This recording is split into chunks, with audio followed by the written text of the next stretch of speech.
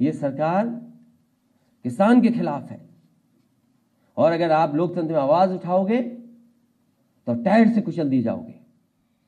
अगर बच्चों का भविष्य ना अच्छा हो और फिर जो नौजवान पढ़ लिख ले उसकी भविष्य की चिंता ना हो तो ये सरकार में कैसे रह सकते हैं।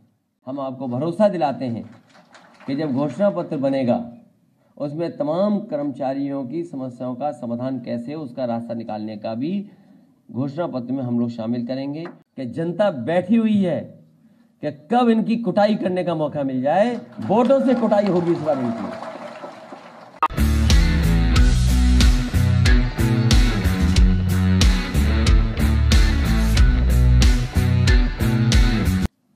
ये सरकार किसान के खिलाफ है और अगर आप लोकतंत्र में आवाज उठाओगे तो टायर से कुचल दी जाओगे और टायर से अगर कुचल दी जाओगे, न्याय मांगोगे तो न्याय को कुचल देंगे।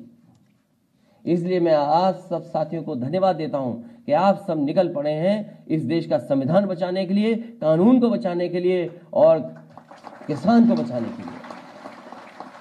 किसान जो हमारा पेट भरता है, जो हमें कपड़े देता है, हमारी अर्थव्यवस्था को बचाता है, अन्न उत्सव मनाते हैं, अन्नदाता हमारा, और उसका इतना अपमान, उसे आतंकवादी कह देना, उसे मवाली कह देना, और आज तक गन्ने का बकाया नहीं दे पाई सरकार।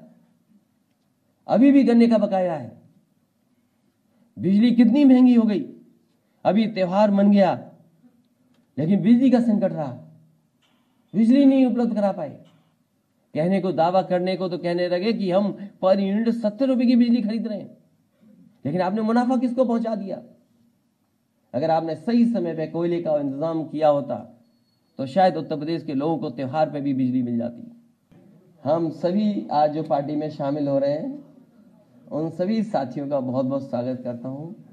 आपके आने से न केवल मनोबल बढ़ा है, समीकरण जो हिसाब किताब लगाती है सरकार और जो तमाम सर्वे और सर्वेक्षण होते हैं, इसलिए समाजवादी पार्टी अब निकल पड़ी है सरकार बनाने के लिए। और जनता नाराज इतनी है कि जिस तरीके से इन्होंने महंगाई बढ़ाई है, ये सिलेंडर पे बात नहीं कर रहे हैं, लखनऊ में 100 से पार हो गया पेट्रोल की नहीं हो गया? 103 बताइए हमें, आपको सबको पता है कि 100 से पार हो गया। न मुख्यमंत्री जी को पता है, न मंत्री जी को पता है, और भारतीय जनता पार्टी के एक नेता कार्यकर्ता को नहीं पता कि पेट्रोल 100 से पार हो गया लखनऊ में। भारतीय जनता पार्टी को यह बताना चाहिए कि लखनऊ के साथ साथ उत्तर प्रदेश में कई जगह पेट्रोल 100 से ऊपर पार हो गया है। सवाल आज जनता का सवाल यह है कि हर चीज उन्हें महंगी खरीदनी पड़ रही है।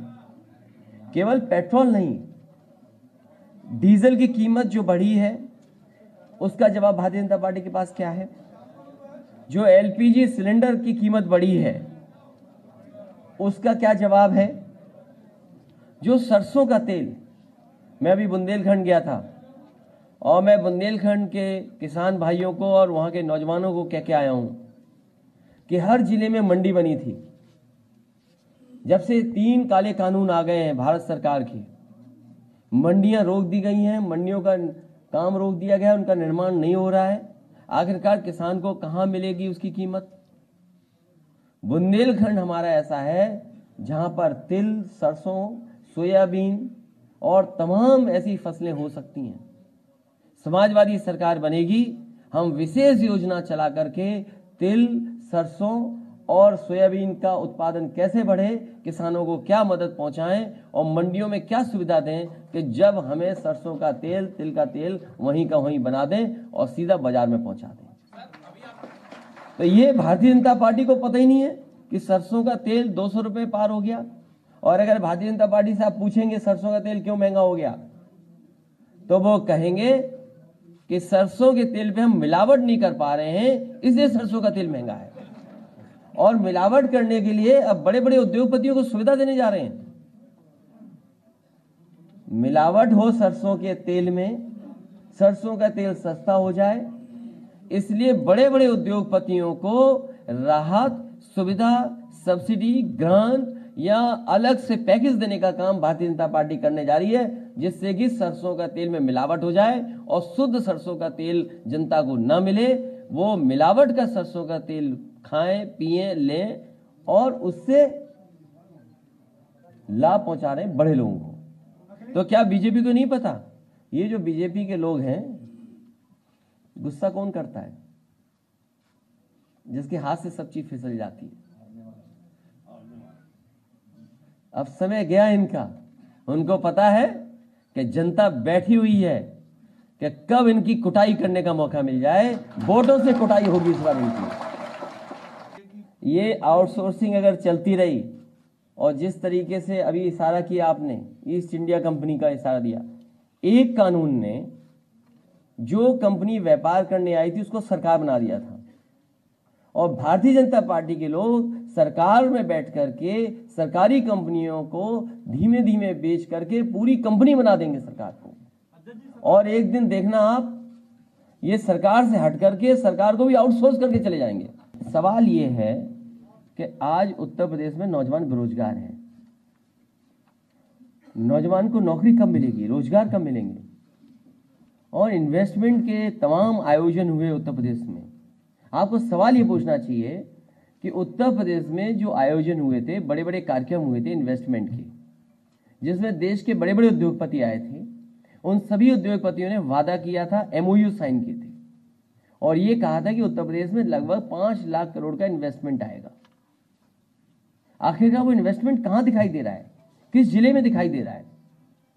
और जो भी इंफ्रास्ट्रक्चर का काम हुआ था, सड़कों का बनना, बिजली का उत्पादन बढ़ना या और सुविधाएं देना, वो आखिरकार समाजवादी सरकार की थी। आज ये सरकार क्या कर रही है?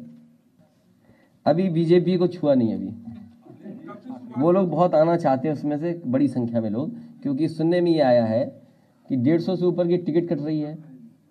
और देखिए, हिसाब किताब बिल्कुल ठीक ठाक है। 150 की टिकट कट रही है और 100 मुख्यमंत्री से नाराज थे जो विधानसभा में धरने बैठे थे। कितने हो गए? 250। 50 हम जीते हुए हैं, तो कितने हो गए हमारे? 300 तो पार अभी हो गए। बहुत बहुत धन्यवाद सबका आपका।